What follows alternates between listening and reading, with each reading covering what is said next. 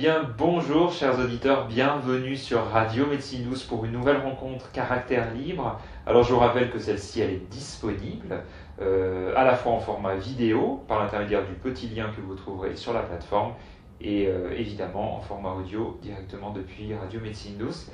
Donc je suis toujours en très bonne compagnie, vous le savez, pour les rencontres Caractère Libre. Et aujourd'hui, j'ai le plaisir d'accueillir Philippe et le plaisir d'accueillir un homme. Et ça, c'est tout à fait précieux pour moi de pouvoir partager un espace avec un homme qui est en chemin. Donc vraiment bienvenue à toi, Philippe. Merci beaucoup. C'est vraiment joyeux pour moi de t'accueillir. On s'est rencontrés par l'intermédiaire de connaissances et de formations. Et tu es notamment, alors tu es père de famille, tu es un homme en chemin, tu es aujourd'hui thérapeute, notamment sophrologue, formateur, enfin voilà.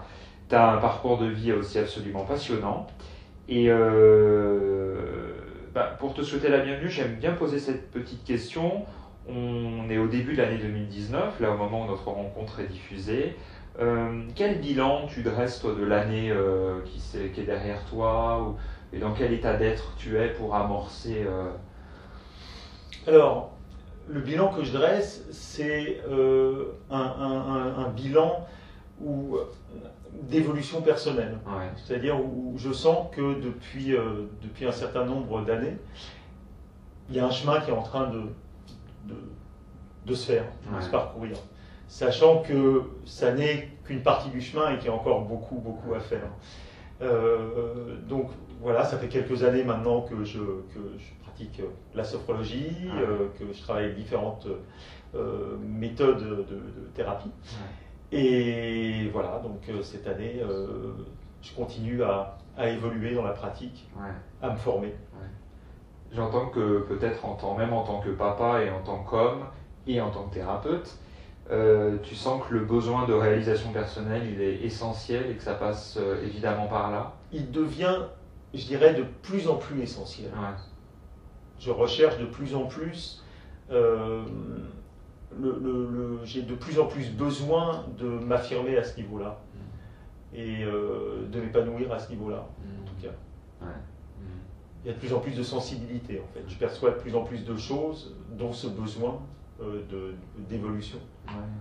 Et en tant qu'homme, alors cette question est tout à fait personnelle, je sais, mais et en tant qu'homme, est-ce que tu te sens impliqué, appelé à un endroit particulier dans vraiment tes actions d'homme, Oui.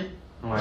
Oui. Serait quoi? Principalement, je suis très impliqué dans l'écologie. Ouais. Et pour moi, l'écologie, elle passe pas seulement par l'écologie dont tout le monde parle, l'écologie, ce qu'on peut faire pour notre planète, pour le monde, mais du moins cette écologie-là, à mon sens, passe déjà par son écologie personnelle, par le respect de soi-même.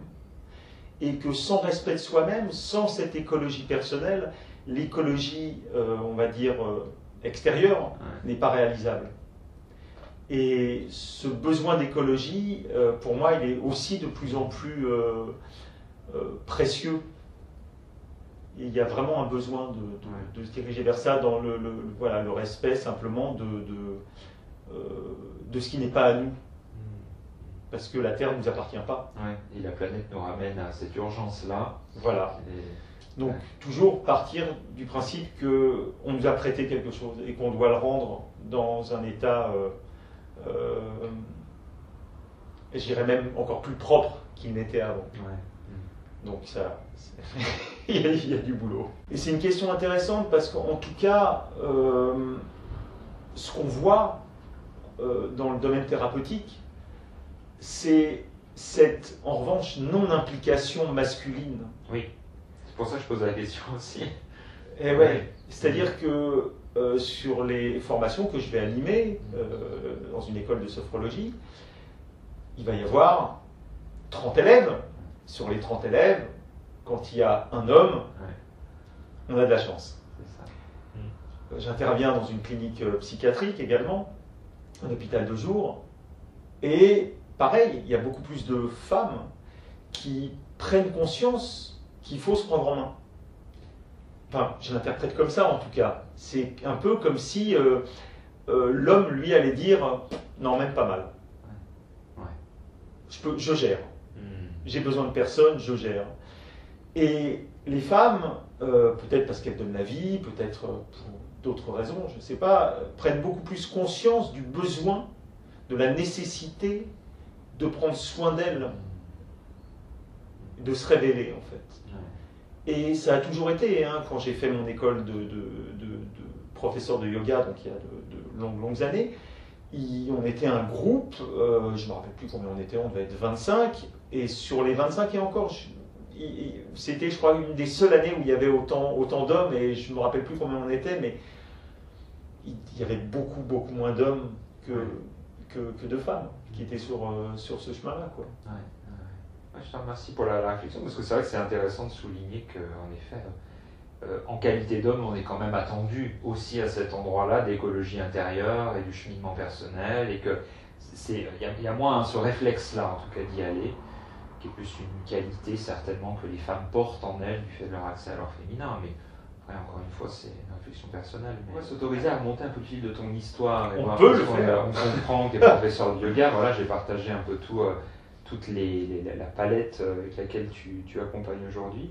Mais tu ne viens pas du tout de ce monde-là. Pas du tout. Et c'est ça qui est passionnant. Alors, est-ce que tu peux nous partager un petit peu quelques éléments? Oui. Moi, je trouve ça, c'est fascinant, je trouve. Mais... Oui, je viens pas de ce monde-là, mais je pense que j'ai été appelé vers ce monde-là depuis très tôt. Ouais. De par certainement une souffrance d'enfant. Et puis, j'ai commencé à travailler vers 18-19 ans dans une boîte de nuit, où je m'occupais de commandes de vin, d'alcool pour cet établissement. Et puis petit à petit, au bout de quelques années, je me suis retrouvé directeur d'une boîte de nuit qui avait été créée par ce fondateur. Et donc je suis resté 7 ans en tout dans ce milieu. Et puis au bout de 7 ans, après j'ai rejoint... toujours dans le domaine de la restauration, de l'hôtellerie. J'ai travaillé dans des restaurants en tant qu'assistant de direction, puis après dans l'hôtellerie en tant que directeur d'hôtel, et tout ça sur une période ça s'est étalé sur une quinzaine d'années. Ouais. Donc il y a eu un premier cycle de 15 ans. Et puis il y a eu un deuxième cycle de 15 ans qui est venu se poser juste après, en fait. Ça a été un cycle beaucoup plus technique, puisque je me suis retrouvé à travailler dans l'informatique à un moment où il y avait un fort besoin d'informaticiens. Je n'étais pas informaticien, mais j'étais passionné par l'informatique. Et puis c'était l'époque du passage à l'euro, du passage à l'an 2000, je crois vers 98, quelque chose comme ça, oui, 98. Et je suis resté 15 ans dans ce métier d'informaticien, où j'ai terminé en tant que directeur de projet. Et au bout de 15 ans, j'en ai eu un peu marre. Et donc je faisais déjà du yoga depuis de longues années, et je me sentais de plus en plus appelé par quelque chose, c'est-à-dire que même au sein de mon travail, il me manquait cette dimension de révélation. J'avais besoin de me révéler sur autre chose. Je ne me sentais pas utile en fait. Je ne me sentais pas utile, j'arrivais pratiquement à la cinquantaine, et je me disais, si je reste là, je finis ma vie là-bas. Parce que changer de métier après 50 ans, c'est pas forcément évident. Donc, je me suis dit, il faut que je bouge. Il faut que je bouge. Et j'ai eu, alors, on appelle ça comme on veut, la chance, une bonne étoile, qui a fait que il y a eu un plan de départ volontaire dans cette grande entreprise. On m'a fait comprendre que je ne pourrais jamais en bénéficier, et j'en ai quand même bénéficié. Donc j'ai pu partir de cette entreprise. J'avais à l'époque déjà 2 enfants, et j'ai eu un soutien énorme de mon épouse, qui était dans le même état d'esprit que moi en fait, sur ce besoin de révélation et d'avoir besoin d'une sorte de paix intérieure, et de ce besoin de se réaliser simplement. Voilà. Et sachant que financièrement c'était pas gagné non plus, hein. Elle a joué le jeu. Et puis donc à partir de là, j'ai entamé une formation de sophrologue, voilà, qui a été aussi une révélation, parce que j'avais des a priori sur la sophrologie, j'avais fait une formation de prof de yoga, je me suis dit, mais la sophrologie c'est un ersatz du yoga, Et en découvrant la sophrologie, je me suis rendu compte que ce n'était pas un ersatz du yoga du tout. C'était beaucoup plus thérapeutique. Ouais, le yoga, c'est plus, j'allais dire, un travail sur une vie, quelque part. La sophrologie, on arrive aussi à avoir de très bons résultats en quelques séances et pouvoir vraiment voilà, aider. Et puis, parallèlement à ça, j'ai suivi une formation aussi sur tout ce qui est difficultés d'apprentissage, principalement axée sur les enfants ou les personnes âgées. Donc ça a été une très belle formation aussi. Donc j'ai commencé à pratiquer et puis sans cesse je me suis senti un peu appelé par d'autres pratiques. J'ai rencontré Enguerrand de Christène, donc, qui a fondé Decemo, donc cette méthode qui est basée sur la désensibilisation des chocs émotionnels, des traumatismes, qui a été une vraie révélation et avec une compréhension de l'importance de pouvoir moduler toutes ces pratiques. Donc il y a eu ça, plus également une formation en hypnose, et qui fait qu'aujourd'hui, je pense avoir j'ai utilisé un mot que j'aime pas, un panel, c'est pas le mot que je voulais utiliser initialement, en tout cas des pratiques. Ce ne sont pas des outils non plus, parce que j'aime pas le terme outil, mais en tout cas voilà, des méthodes, des pratiques qui font que je peux me sentir de plus en plus à l'aise et pour pouvoir non pas aider les autres, mais leur donner la possibilité de se révéler par eux-mêmes.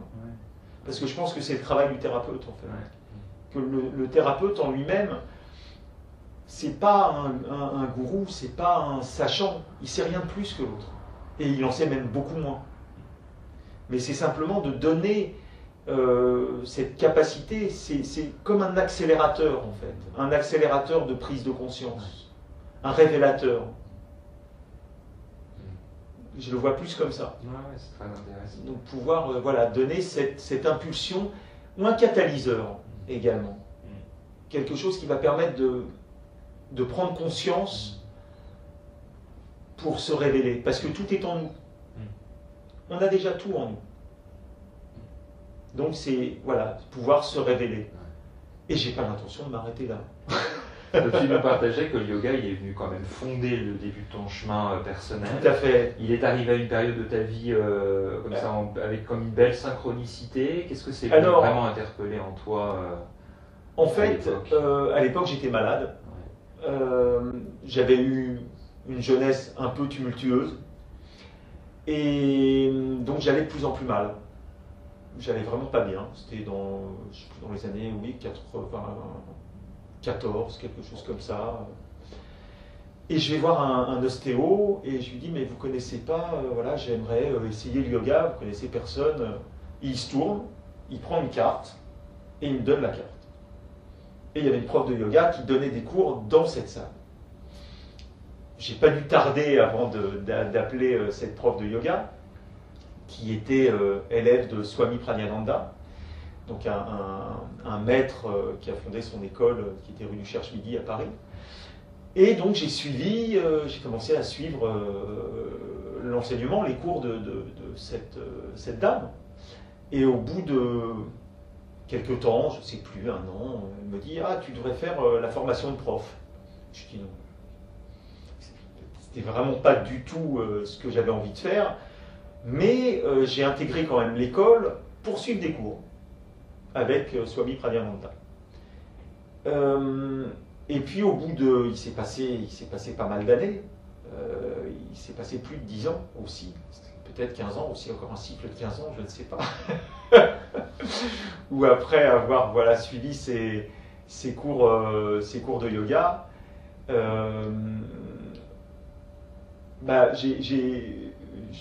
j'ai fait l'école en fait de prof. Donc j'ai fait ces 3 ans d'école de prof, plus toutes ces années que j'avais fait auparavant. Et j'ai fait l'école sans me dire forcément que j'enseignerais un jour. Ce qui s'est révélé vrai parce que j'ai très peu enseigné le yoga en fait. Ça a été plus un développement personnel pour moi. J'ai enseigné un tout petit peu, avec plaisir, mais la sophro est venue derrière, quelque part, me dire, tiens, tu as besoin d'un truc plus thérapeutique. Et puis voilà, en pratiquant la sophro, en essayant de transmettre, simplement, j'ai pris conscience que plus j'avançais dans ce chemin, et plus j'étais nourri moi-même de cette sophro. Et j'étais nourri également, bien évidemment, de mes patients. Ouais. Et pour moi, le patient est également notre maître. Ouais. C'est-à-dire que c'est lui aussi qui est notre thérapeute. D'où l'importance de cette alliance et de cette présence avec son patient. Ouais. Donc pour moi, en fait, la thérapie en elle-même, le mode thérapeutique en elle-même, même s'il a son importance, ce qui va clairement au-delà de cette importance, c'est le lien qui va se créer, ce qu'on appelle l'alliance en sophrologie, et puis la présence, simplement. Et cette présence, elle va permettre vraiment de créer quelque chose.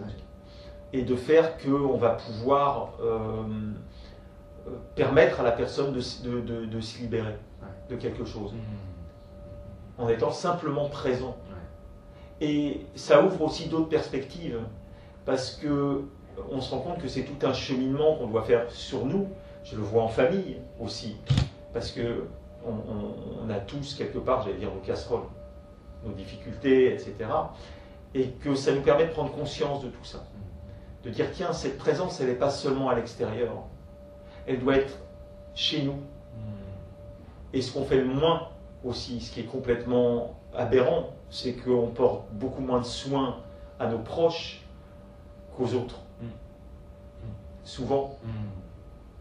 Et c'est totalement injuste, parce qu'on devrait donner beaucoup plus de soins à ceux qu'on aime, avec un grand A, c'est-à-dire nos proches, notre famille, etc., que avec quelque part des inconnus. Et on fait le contraire. Ce qui est déjà très bien, mais ça me met sur cette voie, petit à petit, d'essayer de faire tomber ces barrières et cette part, qu'on appelle la part d'ombre, en fait, qui est en chacun de nous, qu'on doit apprendre à reconnaître pour pouvoir avancer. Alors tu nous as donné aussi à goûter un tout petit peu en citant les enfants tout à l'heure. J'aimerais qu'on puisse y revenir parce que je sens que aussi ça te touche et que c'est important dans ton parcours. Certainement en tant que père, mais accompagnant, la transmission auprès des enfants, elle a beaucoup de sens pour toi? Énormément. Ouais. Énormément, parce que je vois à quel point on peut détruire très facilement une personnalité. Et justement, en travaillant sur ces difficultés d'apprentissage avec les enfants, c'est une méthode qui s'appelle la méthode Feuerstein, qui est une méthode israélienne, qui a été créée par un professeur, qui s'appelle le professeur Feuerstein. Et c'est vraiment de la métacognition, en fait. Tout le but, c'est d'apprendre à apprendre. Et ce professeur, dans les années 40, c'était à la sortie des camps de concentration, en fait, il s'est rendu compte que les personnes qui sortaient des camps avaient un QI très très bas. Et il s'est dit, c'est pas normal, elles ont toutes un QI bas.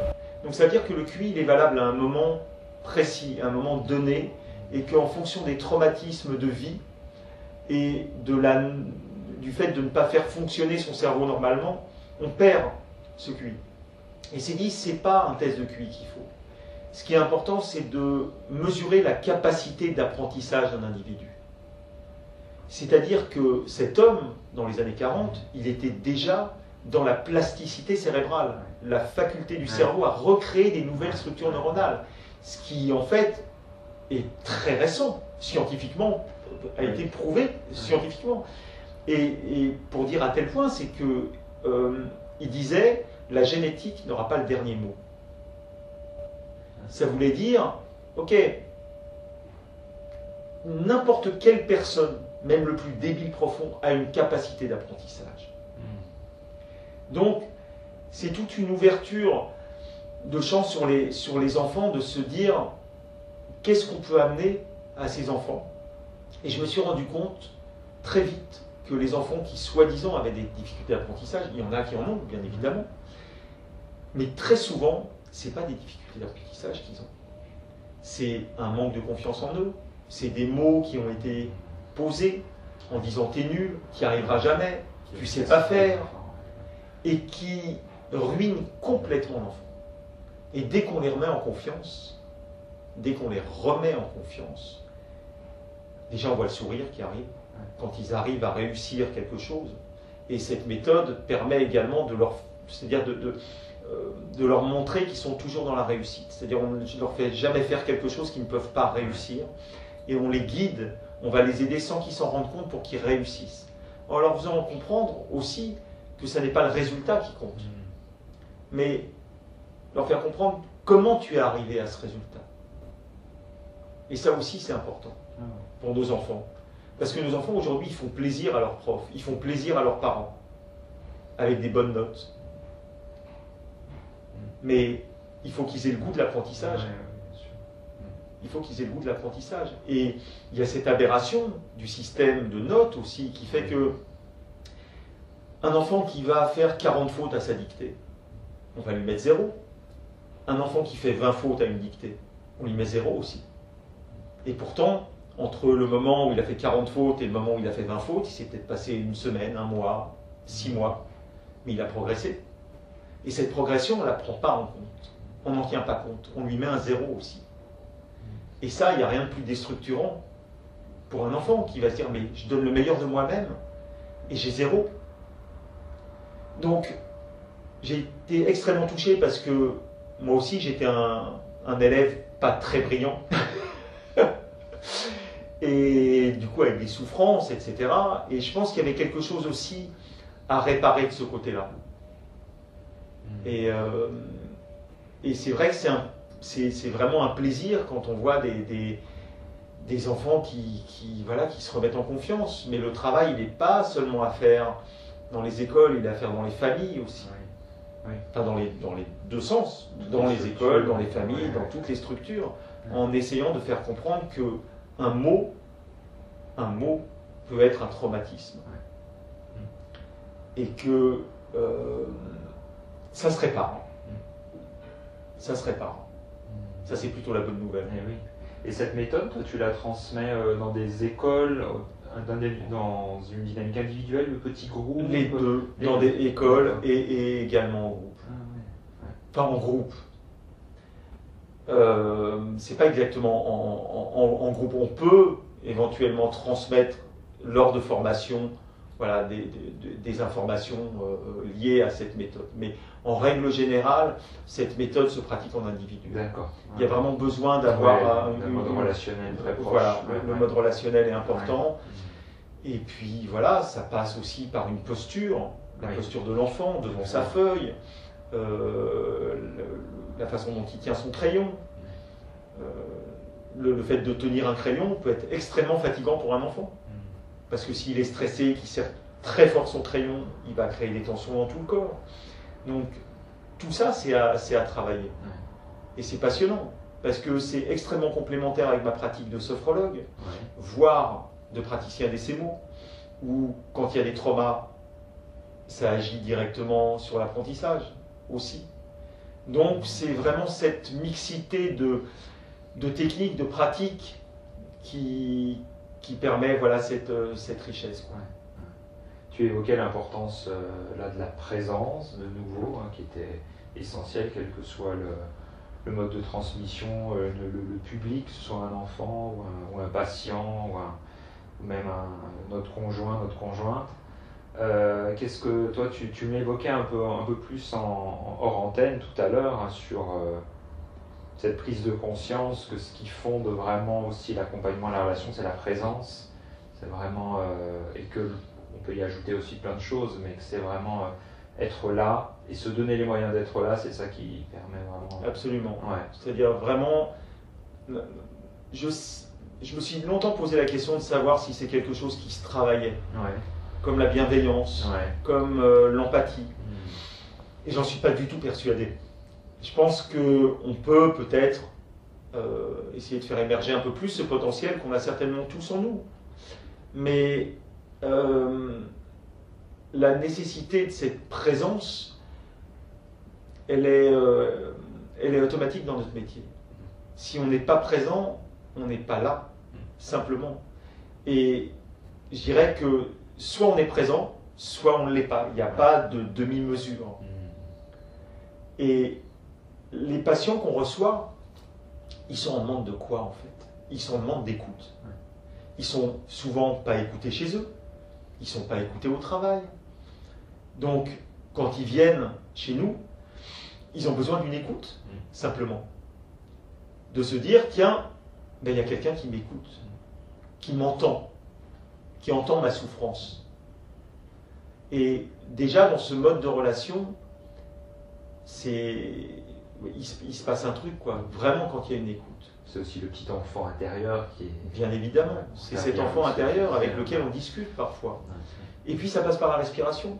Et ça aussi, c'est-à-dire que c'est vraiment une pratique sur laquelle j'insiste énormément, peut-être de par ma formation de prof de yoga, où pour moi, la respiration devrait être implicite dans toute pratique, dans toute thérapie. On a ce potentiel en nous. Et la respiration, elle dit tout de l'être humain.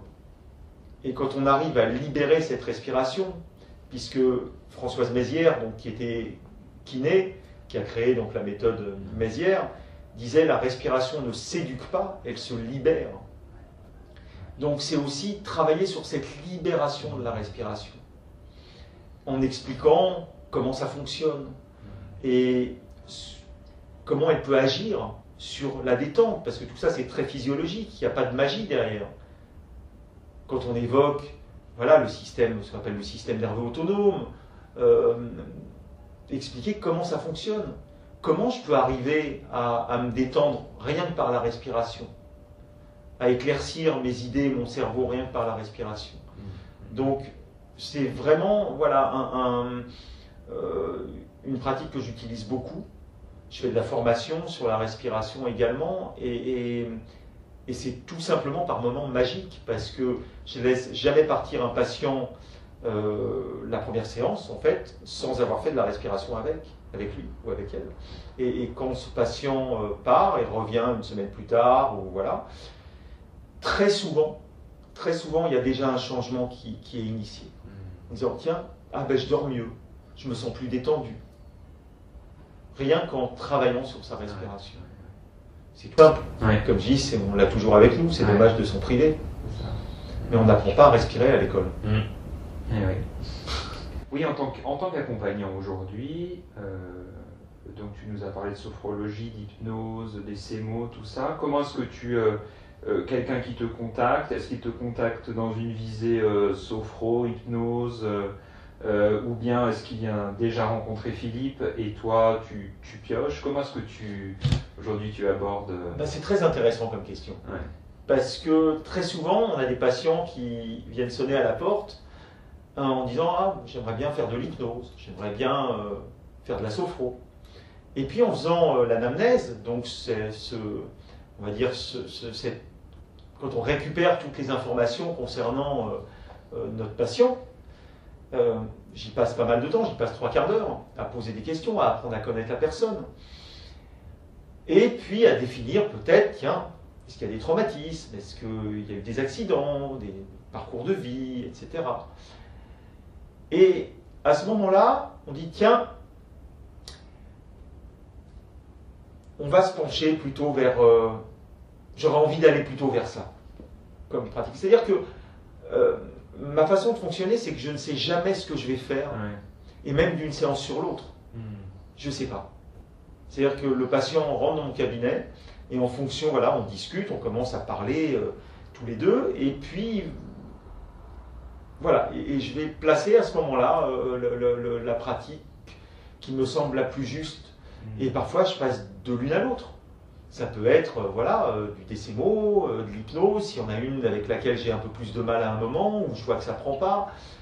Et puis c'est très étonnant parce que les gens viennent avec des problématiques en pensant qu'ils viennent avec que c'est cette problématique qu'il faut résoudre. Et puis en parlant, on se rend compte qu'il y a plein de choses derrière qui sont beaucoup plus, je veux dire, qui peuvent impacter réellement leur vie de façon beaucoup plus importante. Donc c'est ça qui est magique en fait, c'est de ne pas savoir en disant tiens bah oui, il vient pour de la sophro, je vais lui faire de la sophro. Non, j'en sais rien. J'en sais rien. Donc c'est plutôt très plaisant, je trouve, comme l'idée d'avoir plusieurs modes de fonctionnement et de pouvoir avoir plusieurs techniques à disposition, c'est un confort énorme. C'est un confort énorme. Alors, on pourrait dire le contraire, en disant bah, j'en ai qu'une, donc j'utilise celle-là et puis je suis bien avec. Mais dans la réalité, mais c'est un peu le risque d'ailleurs, de se dire bah oui, mais j'aurais envie de me former, si je m'écoutais, je me formerais sur 50 000 méthodes, parce que ça me passionne. C'est ça. Ça me passionne. Il y a un moment, il faut s'arrêter. Ou alors se former sans forcément le revendiquer. Mais en tout cas, voilà, pouvoir se servir de quelques techniques, de quelques pratiques qui peuvent aider à aider, en fait, tout simplement, quoi. Comment est-ce que tu te vois évoluer, ou plutôt vers quoi tu te sens aller là, dans les prochaines peut-être années ou les prochains mois? Il y a peut-être déjà quelque chose en gestation là, comment... Je reste persuadé quelque part qu'il y aura autre chose. C'est-à-dire, ça ne veut pas dire un autre métier, hein, parce que je suis passionné par ce que je fais. Et même si je sais que la retraite sera d'ici 7-8 ans, quelque chose comme ça, mais je ne me vois pas à la retraite en fait, réellement. Parce que j'aime ce que je fais, et puis j'ai surtout toujours l'envie de savoir en fait. J'aimerais bien tout savoir. C'est-à-dire que depuis tout petit, j'aime pas lire. Et je me suis découvert la lecture par l'apprentissage. C'est-à-dire, tout ce que je lis aujourd'hui va être lié à ma pratique, à du développement personnel. Et là, je prends beaucoup de plaisir à lire, parce que j'ai l'impression de lire pour quelque chose. Ce qui peut peut-être ne rien vouloir dire pour d'autres personnes, parce qu'il y a des gens qui adorent la lecture. Voilà, mais du coup, là, dans ce cas-là, j'aime la lecture. Et j'aurais envie de lire 50 livres en même temps, pour apprendre 50 trucs en même temps. C'est pas possible. Mais en tout cas, c'est pareil avec les formations. C'est de me dire, tiens, ah ouais, ce truc-là, ça serait bien pour telle problématique, ou ça serait aidant, ou... Et c'est pareil, on ne peut pas être partout. En tout cas, je pense que le fait d'avoir envie d'évoluer, oui, bien évidemment, sachant que ça soit pour notre pratique personnelle, notre évolution personnelle, ou pour voilà, le métier qu'on pratique, le travail n'est jamais fini. Le travail n'est jamais terminé. C'est un travail, et je dirais même, c'est quelque part très frustrant, parce que plus on ouvre le champ du travail qu'on fait sur nous, plus il y a à travailler. Et plus on a cette sensibilité. Donc, c'est un peu à, ça va un peu à double sens, j'allais dire. Je sais pas. En fait, c'est cette envie d'aller découvrir autre chose en se disant, mais sur quoi je vais tomber encore? Sur quoi je vais tomber? Et je sais que derrière ça, il y aura encore autre chose. En tout cas, ce que j'entendais dans ton partage, c'est qu'il y a notamment le public que tu rencontres, et notamment au travers des enfants ou des personnes qui ont ce besoin, en tout cas, de réapprendre. Ça te touche. C'est aussi le public, au final, de s'orienter vers les publics qui nous touchent le plus, de par notre histoire peut-être. Oui, moi je dirais que, en fait, c'est pas nous qui allons vers eux, c'est eux qui viennent vers nous. C'est une rencontre, quoi. C'est une rencontre. Et bizarrement, tout à l'heure, je disais que nos patients sont nos thérapeutes. Il se trouve qu'on n'a pas n'importe quel patient à n'importe quel moment. Bien sûr. Et qu'il y a des synchronicités qui se font, et c'est vraiment vérifiable. C'est-à-dire que il y a comme des vagues, où il va y avoir le même type de personnes qui vont venir consulter, pour une problématique qui va résonner en nous. Et puis après, calme plat. Au début, quand j'ai commencé la sophrologie, j'avais plein d'enfants en sophro. Plein. J'avais que ça. Et puis petit à petit, pourquoi? J'en sais rien. Ça s'est espacé, il y en a eu de moins en moins. Et puis il y a des vagues comme ça. Donc c'est amusant à observer. Ouais, en fait. c'est ça. Ouais, c'est une danse. Ouais, c'est ça. C'est une sorte de danse et puis qui nous donne des informations, peut-être aussi. Du moins, je pense qu'il faut avoir cette écoute. Cette lecture-là aussi. Ouais, cette lecture de tiens, sur quoi il vient me chercher, lui. Bien sûr. Et c'est un peu pareil, en fait, avec nos propres enfants. Ouais. Ils viennent nous chercher sur ce sur quoi on doit travailler.